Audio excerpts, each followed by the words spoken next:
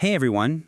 Today we're focusing on the first two steps needed to connect Power BI to SAP, locating the SAP connector in Power BI Desktop and finding the official download page for the data gateway.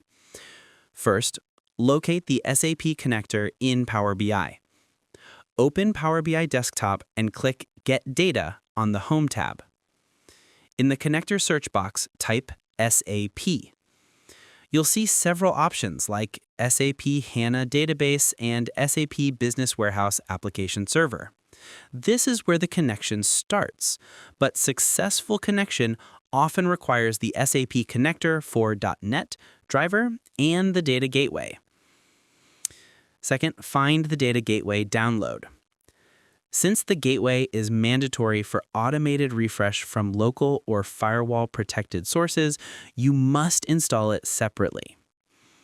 Open your web browser and search for Microsoft On-Premises Data Gateway Download. Go to the official Microsoft documentation page for the gateway. This page provides the necessary download files for both standard mode for enterprise use and personal mode for individual use. Once the local installation is done, you must first publish your Power BI desktop file, the .pbix file containing the SAP connection setup, to the Power BI service. Then, you must map the data source in your report to the specific data source registered on your gateway. The benefit of doing all this configuration is twofold: security and automation.